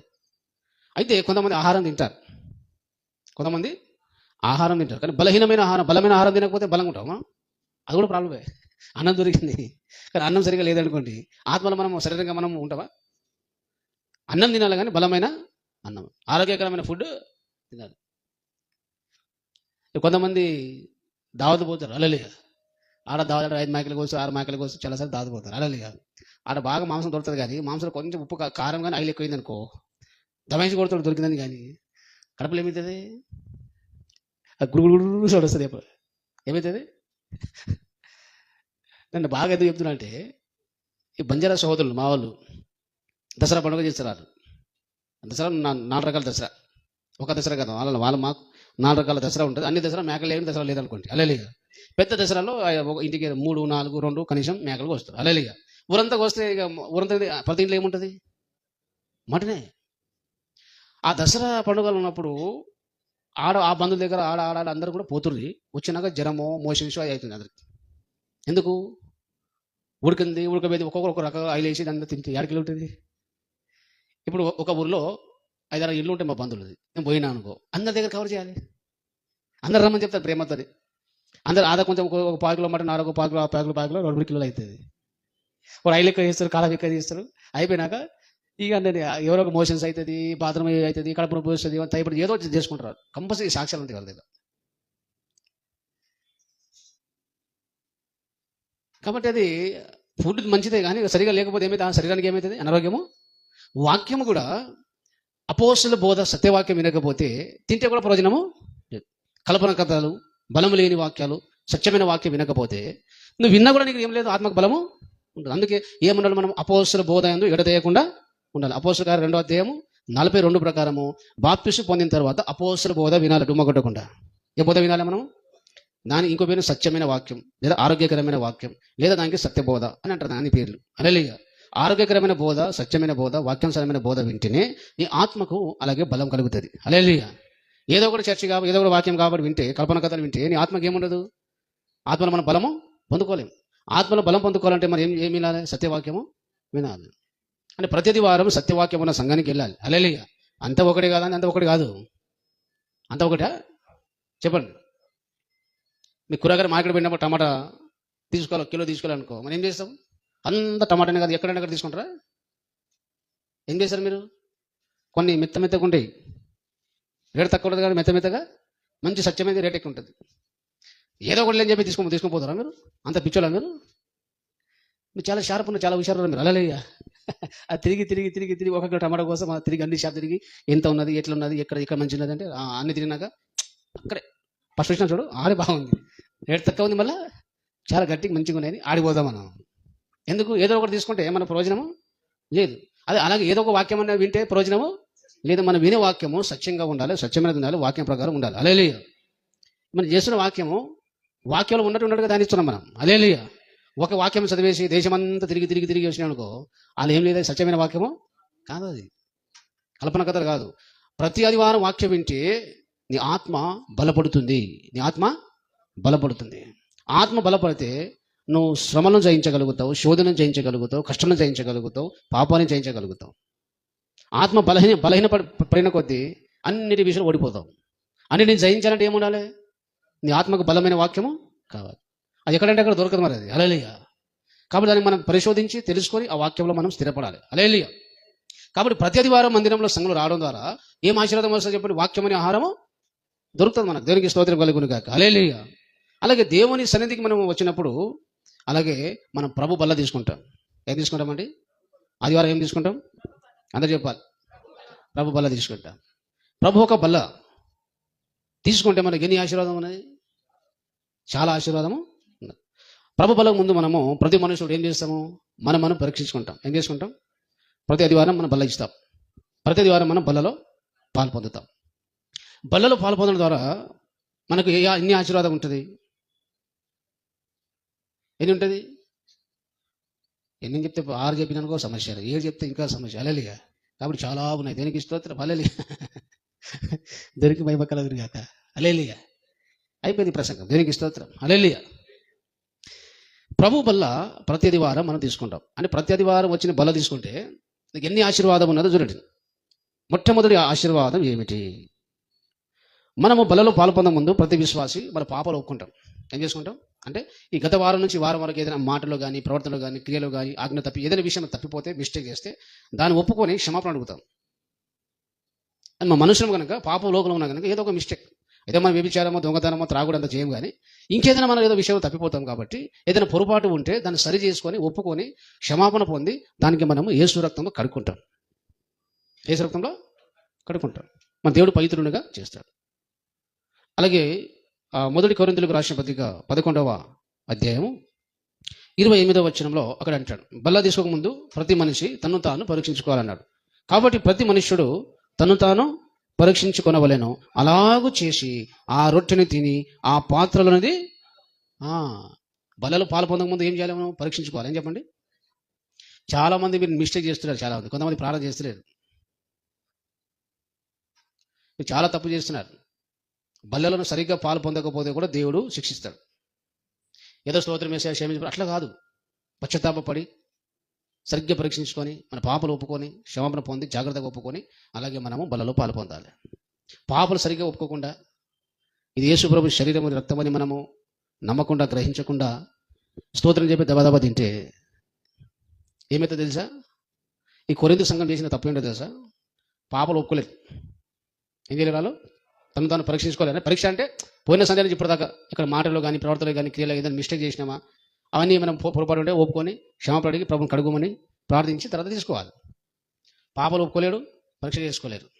రెండోది ఏం చేసిరాలు? ఇది ప్రభు శరీరం అని వాళ్ళు నమ్మలేరు.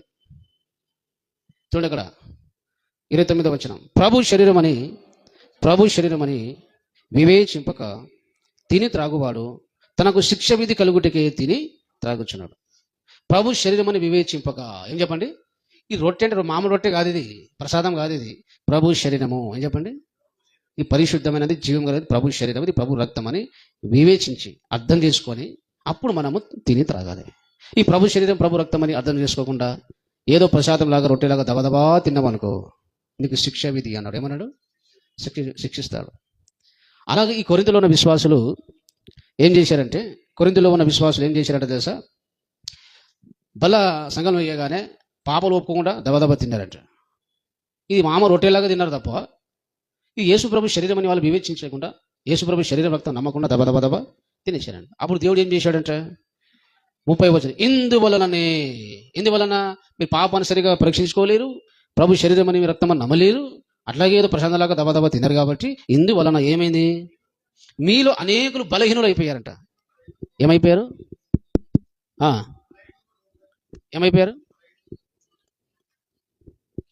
బలహీనులు అంటే మీలో అనేకులు బలహీనులు అన్నారు. ఏమన్నాడు?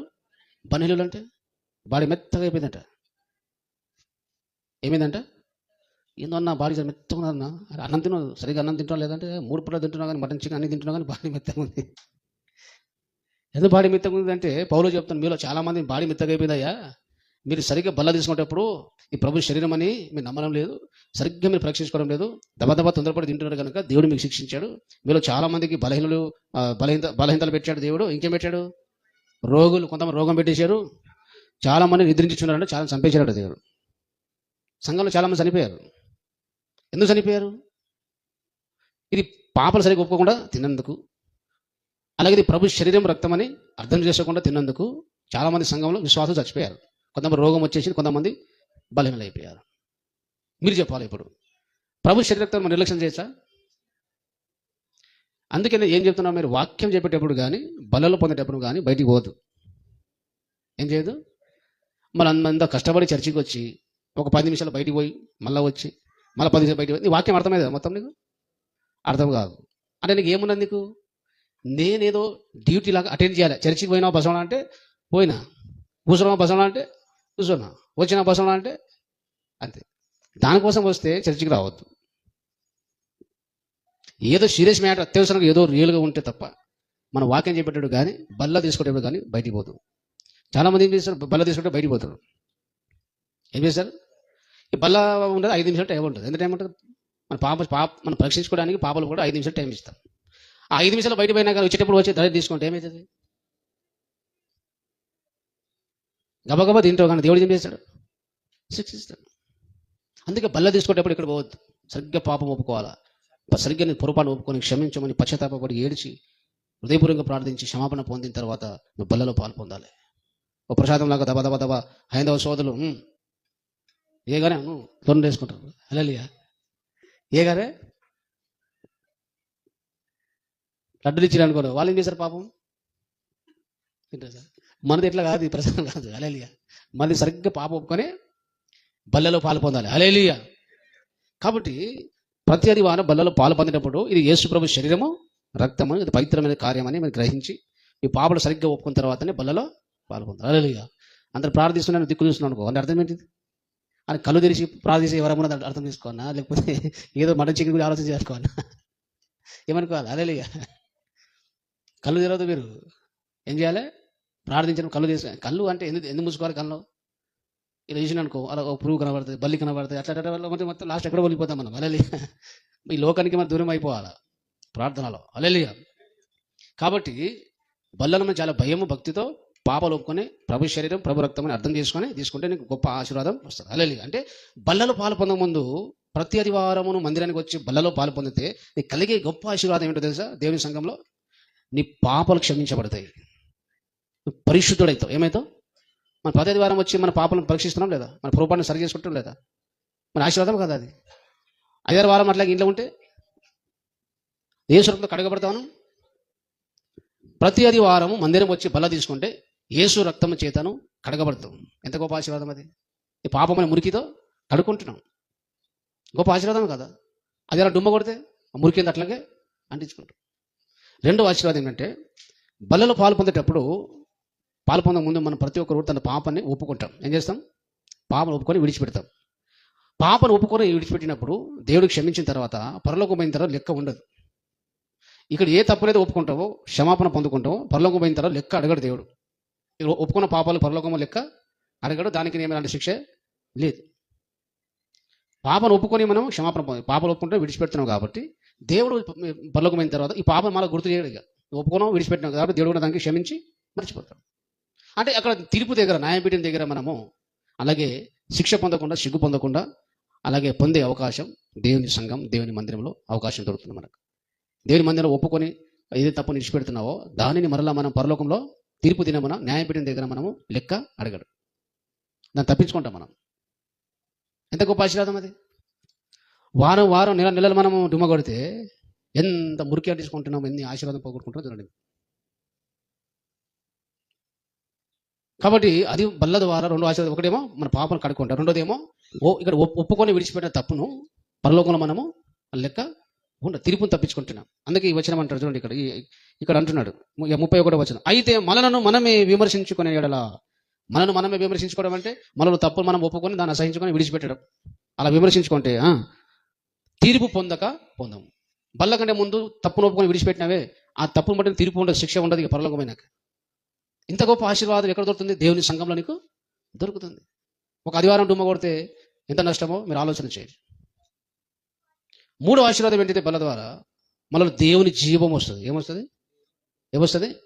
యోహాను సువార్తలో చూడండి 6వ అధ్యాయంలో ప్రభు యొక్క బల్ల పాలు పొందితే మనలో దేవుని జీవము వస్తుంది. దేవుని జీవం వస్తే మనము ఆత్మలో బలవంతులుగా ఉంటాము. 6వ అధ్యాయం యోహాను సువార్త 6వ అధ్యాయము 53వ వచనం. 53వ వచనం, కావున యేసు ఇట్లా నేను, మీరు మనుష్య కుమారుని శరీరము తిని రక్తము త్రాగితేనే గాని, చెప్పండి, త్రాగితేనే గాని అన్నారు. గాని అంటే ఇంకో ఆప్షన్ లేదు. అది తాగితేనే కానీ మీలో మీరు జీవం గలవారు, మీరు ఆత్మీయంగా మీరు జీవం ఉండాలి, ఆత్మీయంలో మీరు బతికి ఉండాలంటే యేసు ప్రభువుకు శరీరక్తం క్రమం తప్పక పాలు పొందాలి. హల్లెలూయా. ప్రభు యొక్క శరీరక్తం ప్రతి ఆదివారం మనము తినాలి. అప్పుడే మీరు జీవం గలవారు, లేకపోతే మీలో మీరు జీవం గలవారు కాదు. అంటే ప్రభు బలలో మనము ప్రతి ఆదివారం పాలు పొందితే, దేవుని సంఘానికి ప్రతి ఆదివారం వస్తే బలలో పాలు పొందుతున్నావు కాబట్టి దేవుని జీవం నీకు వస్తుంది. ఏమొస్తుందండి? యేసు ప్రభు జీవం నీలోకి వస్తుంది. దేవునికి మహిమ కలుగును గాక. హల్లెలూయా. ఇంకోటి ఏమన్నాడు? 54వ వచనం, నా శరీరము తిని నా రక్తము త్రాగువాడే నిత్య జీవం గలవాడు, అంత్య దినమున నేను వానిని లేపుదును అన్నాడు. ఆ శరీరకం తింటే ఏమొస్తుందంట? నిత్య జీవం. ఏం చెప్పొస్తుంది? నిత్య జీవం ఇస్తాడు. అలాగే దాని తర్వాత కూడా అంత్య దినమున నేను వానిని లేపుదును అన్నాడు. నువ్వు సమాధి నుంచి లేవాలంటే, పునరుద్ధానం చెందాలంటే యేసు ప్రభు శరీరక్తంలో పాలు పొందాలి. చాలా ఇంపార్టెంట్ అది. ఇప్పుడు చూడండి, ప్రతి ఆదివారం మీరు సంఘానికి వచ్చి, మందిరానికి వచ్చి బల్లలో మనం డుమ్మ కొట్టకుండా పొందితే ఏమేమి పొందుతున్న ఆశీర్వాదం? ఒకటి, నీ పాపమైన మురికి కడగబడతాం. పాపమైన మురికి యేసు ప్రభువుని కడుగుతాడు, ఒప్పుకుంటావు కాబట్టి. రెండోదిగా మీరు ఒప్పుకొని పరీక్షించుకునే తప్పును, మిస్టేక్స్ను ఒప్పుకొని విడిచిపెడితే మళ్ళీ తీర్పు నీకు ఉంటుంది. రెండో ఆశీర్వాదం. మూడో ఆశీర్వాదం ఏంటిది? దేవుని జీవం వస్తుంది. నీకు వారమంతా అన్నిటిని జయించాలంటే, ప్రతి పాపాన్ని జయించాలంటే, ప్రతి చెడుతను జయించాలంటే దేవుని జీవం మనకు అవసరం. కాబట్టి దేవుని జీవం వస్తుంది బల్లలో ప్రతి ఆదివారం పాలు పొందడం ద్వారా. అలాగే బల్ల ద్వారా కలిగే మూడో ఆశీర్వాదం ఏంటిది? దేవుని జీవం. నాలుగోది ఏంటిది? నిత్య జీవం వస్తుంది. ఐదోది ఏంటిది? అంత్య దినమున మనము లేపబడతాం. ఇన్ని ఆశీర్వాదం మనకుంది. హల్లెలూయా. ఎన్ని ఆశీర్వాదము? మనం కడగబడము, రెండోదిగా తీర్పును తప్పించుకుంటాం, మూడోదిగా యేసు ప్రభు జీవం, నాలుగోదిగా నిత్య జీవం, ఐదోదిగా అలా పునరుద్ధానము, సమాధి లేస్తాం మనం. హల్లెలూయా. ఇన్ని ఆశీర్వాదము ఎక్కడ దొరుకుతుంది నీకు? ఇంట్లో కూర్చుంటే ఉంటుంది వస్తుందా? ఎక్కడ వస్తుంది? దేవుని మందిరంలో, దేవుని సంఘంలో ఇన్ని ఆశీర్వాదం నీకు ఉన్నాయి. అందుకే కురవ కుమారులు అంటారు, ఈ లోకంలో 1000 దినాలు గడిపినా సరే అంత ఏమీ లేదు, కానీ ఒక్క దినము దేవుని ఆవరణము గడిపితే, నివసిస్తే అది చాలా శ్రేష్టం అన్నాడు. కాబట్టి మనం ఏదో టైం ఉంటే వస్తాం, దావత్ ఉంటే మనం దుమ్మ కొడతాం. దావత్ ఉంటే దుమ్మ, పెళ్ళి ఉంటే ఎవరో పెళ్లి కోసం నీకెందుకు దుమ్మ కొడతావు? అప్పుడు అర్థం కాదు. విచిత్రమైన సంగతి అది, చాలా అసహ్యకరమైనది. నీకు దేవుని మీద ప్రేమ లేదు. పెళ్ళి ఉంటుంది, ఉంటే ఏంటి? ప్రే చేసుకుని మళ్ళీ లాస్ట్ పోయి కలుగు, పెళ్లి సాయంత్రం వరకు ఉంటుంది. నీ పోయి కానీ కూర్చొని ఉన్నదా? పెళ్లి ఎప్పుడు దాకా ఉంటుంది చెప్పండి? ఏ పెళ్ళి అయినా సరే 3 గంటలకు పెళ్లి అయితే తింటే 4-5 వరకు తింటూనే ఉంటారు. నువ్వు ఏం చేయాలి? నువ్వు చర్చ చేసుకోవాలి, లాస్ట్ పోయి అన్న నమస్తే మంచిది ఫోటో దిగి రావాలి. ఫోటో సాయంత్రం దిగుతారు. జ్ఞానంలో అలా చేస్తాడు కానీ ఎవరో పెళ్లి కోసం, మా ఊర్లో పెళ్లి కోసం నేను పొద్దున్నే సాయంత్రం గారు తిరుగుతూ కూర్చుంటే న్యాయం ఉందని, భక్తి ఉన్నది, నీకు విశ్వాసం ఉందా? ఆశీర్వాదం ఎక్కడికి వస్తుంది? దేవుని కంటే ఎక్కువ ఎవరిని ప్రేమించదు. అది మనకు కష్టంగా అనిపిస్తుంది కానీ భక్తి చేసే వాళ్ళకి, దేవుని ప్రేమించే వారికి అది చాలా గొప్ప ఆశీర్వాదం. చిన్న చిన్న కారణం బట్టి మనం అది నా ఇది అది ఇది ఏదో ఒకటి చెప్తాం, మనం డుమ్మ కొడతాం. మరి ఇన్ని ఆశీర్వాదం అని చెప్పండి. ఇప్పుడు ఈ బల్లా తీసుకుంటా కాబట్టి ఇన్ని ఆశీర్వాదం. వాక్యమనే ఆత్మకు ఆహారం దొరుకుతుంది. అలాగే నువ్వు పచ్చగా ఆత్మీయంగా ఉంటాడు, అనేక మేలుతో దేవుడు నింపుతాడు. ఇంకేమన్నాడు? కృపాక్షేమములు మనకు వస్తుంది, సమాధానం వస్తుంది. ఇంకా చెప్పుకుంటూ పోతే ఏమొస్తుందండి? మందిరం పోతే సమాధానం, సంతోషం, ఆనందం, ఆరోగ్యం ఇవన్నీ కూడా మనకు ప్రతి ఆదివారం దేవుని సంఘంలో, దేవుని మందిరంలో వస్తాయి. ఒక్క ఆదివారం డుమ్మ కొడుతున్నామంటే ఇన్ని ఆశీర్వాదం మిస్ అవుతున్నాం. ఒక్క ఆదివారము డుమ్మ కొడితే ఇన్ని ఆశీర్వాదం మిస్ అయిపోతాం. హల్లెలూయా. కాబట్టి మీ అందరికీ నేను జ్ఞాపకం చేస్తున్నా, మరోసారి గుర్తుపెట్టుకోండి. మన సంఘంలో ఒక ఉపవాస ప్రార్థన ఉన్నా, ఒక మీటింగ్ ఉన్నా, ఒక సంపూర్ణాది ప్రార్థన ఉన్నా, అది ఒక దైవ సేవకుడు ఏర్పాటు చేశాడంటే నిమ్మను ఆశీర్వదించడానికి. ఎవరికి ఆశీర్వదించడానికి? నా కోసం. అది చెప్పాలమ్మా. మీరు ఆశీర్వాదం పొందాలి అనే ఉద్దేశంతో మనం పెడతాం కానీ దానికి డుమ్మ కొడితే ఇంకెక్కడికి ఆశీర్వాదం వస్తుంది మీకు? చెప్పండి.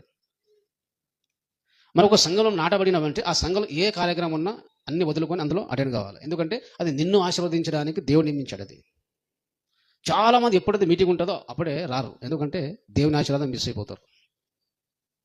మీటింగ్ ఎందుకు పెడతాం మనం? మీరు సంఘంలో ఉన్న విశ్వాసులు దీవించబడాలని. ఉపవాస ప్రార్థన ఎందుకు పెడుతున్నాం మనం?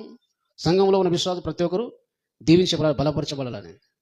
అది కూడా మిస్ అయిపోతే, ఆదివారం మిస్ అయిపోతే ఇంకేమైనా ఆశీర్వాదం వస్తుందా? ఆత్మలో బలపడతామా? రాకడా దినానికి సిద్ధపడతామా? క్రీస్తులాగా మారగలుగుతామా? సాధ్యమవుతుందా? ఆలోచన చేయండి. కాబట్టి మనం అందరం కూడా మారాలి. అందరూ కూడా మనం కడవరి దినాలో, అంత్య దినాల్లో మనం ఉన్నాం కాబట్టి మనం అందరం కూడా డుమ్మ కొట్టకుండా దేవుని సంఘంలో, దేవుని మందిరంలో మనం ఉండాలి. దేనికి మహిమ కలుగును గాక. హల్లెలూయా. ఏ కార్యక్రమంలో మీరు ఏం లేదు డుమ్మ కొట్టు. హల్లెలూయా. బంధువుల దగ్గర పోయినా, నేను ఆడపోయిన దావా దగ్గర పోయినా అంటే ఎవరు పోకున్నాడు. పోతే మన టైంకి వచ్చేసాలి. మా చర్చలో ఏముంది? ప్రార్థన ఉంది. నువ్వు వచ్చేసాలి మనం. హల్లెలూయా. రేపు రోగం వచ్చినప్పుడు, నరకం పోయినప్పుడు, రేపు పరలోకమైన శిక్షించిన బంధువులు రారు, ఎవరు రారు. నీ చర్చికి ఉన్నది కాబట్టి రాను. అందరూ తెలుసుకోవాలి. మీ బంధువులందరికీ ప్రాణి ఆ వ్యక్తి దేవుడు నమ్ముకున్నాడు, చర్చి రోజు ఉంటే, ప్రార్థన ఉంటే నేను ఎక్కడికి రాడని అందరూ సాక్ష్యం వెళ్ళిపోవాలి. హల్లెలూయా. అలాంటి రోషం కలిగిన జీవితం మనం గడపాలి. హల్లెలూయా. అర్థమైందా? రేపు సమస్య వచ్చినప్పుడు దేవుడు అంత్య దినంలో, కడవరి దినాల్లో శ్రమలు వచ్చినప్పుడు ఎవరు రక్షిస్తారు నీకు? చెప్పండి. ఈ బంధువులు ప్రాణం పెట్టారు ఎక్కడికి? చెప్పండి. ప్రాణం పెట్టింది యేసయ్య. ఏం చెప్పండి? ప్రాణం పెట్టింది యేసయ్య. రక్తం కార్చింది యేసయ్య. రక్షించేది, క్షమించేది, పరలోకం తీసుకుపోయి నరకంలో పడదోసేది కూడా అంత ఆయన అయిన తర్వాత, బంధువుల తర్వాతనే అది. హల్లెలూయా. బంధువుల గిందుల తర్వాత సంగతి. హల్లెలూయా. అందరు ప్రేమించు, చర్చి లేనప్పుడు ప్రేమించు. హల్లెలూయా. పోనీ మనం బంధువులు ఎవరైనా చాలా సీరియస్ ఉన్నాడు, హాస్పిటల్ పోలే అనుకో, అప్పుడు డుమ్మ కొట్టిపోవచ్చు. ఎవరైనా సీరియస్ ఉన్నాడు, ప్రాణపాయం ఉంది అంటే ఈ దేవుని సన్నిధి కంటే, మందిరం కంటే వాడిని తీసుకుపోవడమే మేలు. అది ఆశించేసింది మేలు. కష్టకాలం ఉన్నప్పుడు, బాధలు ఉన్నప్పుడు, ఇబ్బందులు ఉన్నప్పుడు, రోగంతో ఉన్నప్పుడు ఈ మందిరం కంటే హాస్పిటల్ తీసుకుపోవడమే దేవుడు మెచ్చుకుంటాడు. కనికరం ముఖ్యం, ప్రేమ ముఖ్యం. ఆ సమయంలో, ఆ సందర్భం వేరు. హల్లెలూయా. చిన్న చిన్న వాటి కొరకు మనం డుమ్మ కొట్టడానికి వీల్లేదు. హల్లెలూయా. ముందే చెప్పేసి మా చర్చిలో ప్రార్థన ఉంది, ఉపవాస ప్రార్థన ఉంది, ఆదివారం చర్చికి వెళ్ళాలి కాబట్టి నేను ఎక్కడికి రాను. హల్లెలూయా. రాకపోతే నువ్వు రాకపోతే నీ దేవునికి స్తోత్రం. హల్లెలూయా. అలాంటి గట్టి విశ్వాసం మనకు ఉంటేనే రాకడలో ఎత్తబడతాము. రాబో దినాలో అబద్ధ క్రీస్తును జయించి అక్కడ పరలోకాన్ని చేరగలుగుతాం. హల్లెలూయా. కాబట్టి ఈ వాక్యాన్ని దేవుడు దీవించి ఆశీర్వదించును గాక. కానీ మనం ఒకసారి పరీక్షించుకుందాం. దేవుని సన్నిధిని, దేవుని మందిరానికి మొక్కలు నిర్లక్ష్యం చేస్తే అనేక సార్లు మనము చిన్న చిన్న కారణం బట్టి మనము దేవుని డుమ్మ కొడితే మరలా చేయకుండా ఒక తీర్మానం చేద్దాం. మరలా డుమ్మ కొట్టడం తీర్మానం చేద్దాము. క్రమం తప్పకుండా దేవుని సొంతం గడుపుదాము. దేవుడు అన్ని గొప్ప గొప్ప ఆశీర్వాదాలను కుమ్మరిస్తాడు. సకల ఆశీర్వాదము దేవుని మందిరంలో ఉంది. దేవుని